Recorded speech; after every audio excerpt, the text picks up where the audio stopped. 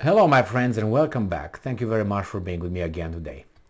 We knew this one, didn't we?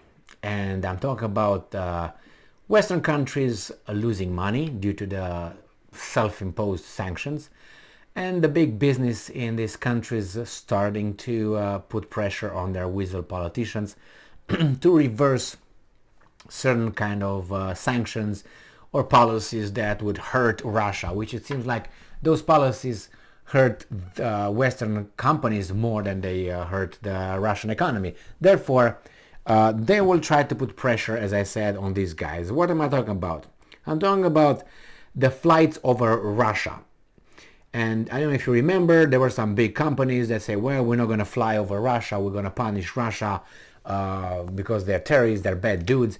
So no more flights over Russia, through Russia, whatever, using Russia as a partner. Now they want to restart those kind of flights.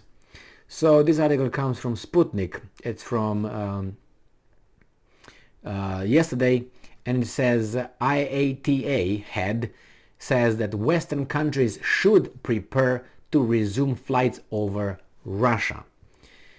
Director General of the International Air Transport Association, IATA, William Walsh, said on Tuesday that Western countries should start preparations for resumption of air transportation over Russian territory in order to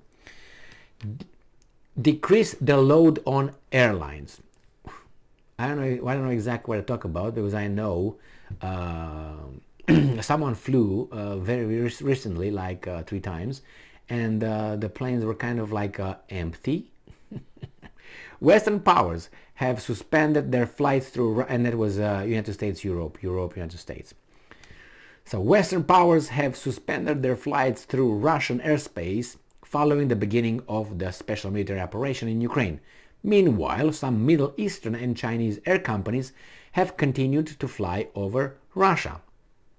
And I'm quoting, "We should be looking to reopen Russian airspace to have it accessible to all airlines to transit through the traditional Siberian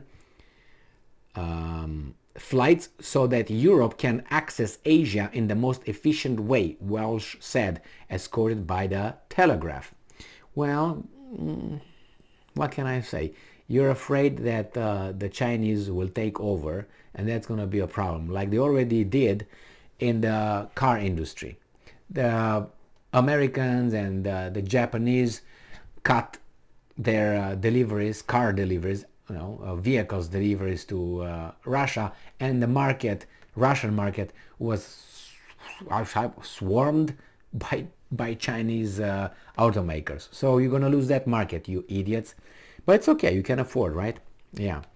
He noted that China might ease its COVID-19 related flight restrictions next year, which would give Chinese airlines advantages over their European competitors. Oh, I thought it was a moral thing. It was not a business thing, wasn't it? Like, we're not going to fly through Russia because Russia is a bad player.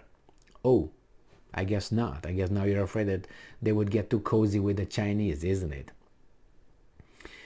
Over the European competitors, including British Airways, whose flights forced to avoid Russian airspace could be delayed for hours, according to the media. Walsh added that flights over Russia and Ukraine had turned into a major issue for airlines since Europe's airspace had become overcrowded with planes. However, according to the IATA head, the reopening of Russian airspace can occur only after the conflict in Ukraine is resolved.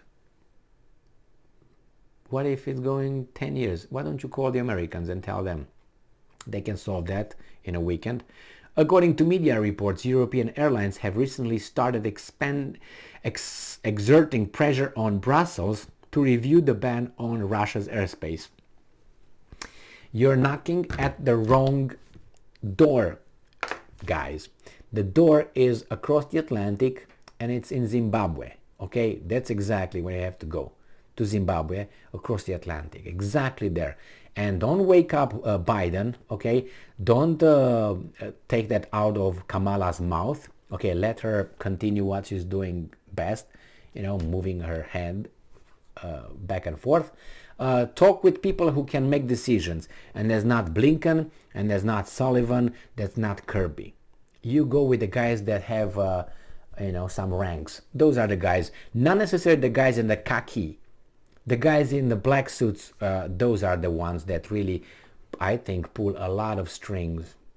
And the military as well, but those guys are the ones.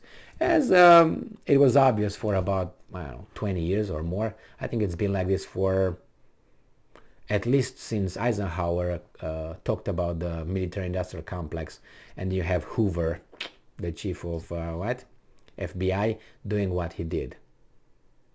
Anyway, Herbert, Mr. Herbert, among others. That's why we know exactly who killed JFK, and we have no questions. We knew Oswald did it. Anyway, so here we have the business trying to put pressure on the politicians. Well, the thing is, you got the guys with the guns, and you have to convince those ones.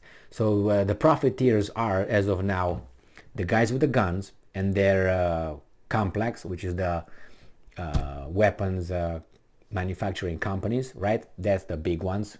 The second ones are the energy companies that obviously sell and have a big market that runs like chickens with no heads to get to fill the void left by Russia because they said so, not Russia, but these guys.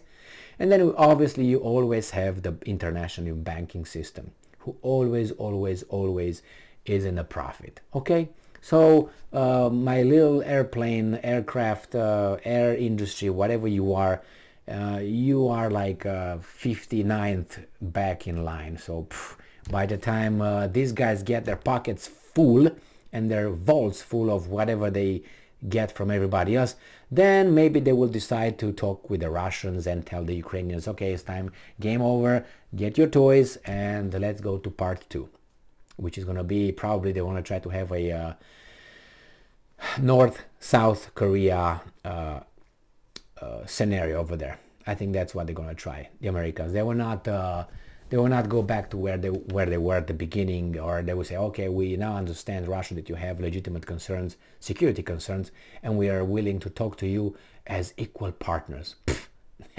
No, they're going to say, well, we're going to do this. It's time to get some time out, guys. And I think we're going to do like this. We're going to draw, hey, Ukraine, sorry, we have to draw the line here. We're going to make a demilitarization line. We are going to take over with NATO over over Ukraine. You guys stay over there on your steppes and your, whatever you got over there, permafrost and Siberia and bears and whatever you got over there, the resources, god damn it, obviously. And we're going to stay like this for a while until you get a bad leadership and we take over, like the plan was all the time, whatever. Thank you very much for being with me again today. Stay strong, stay smart, look for the truth, and be just.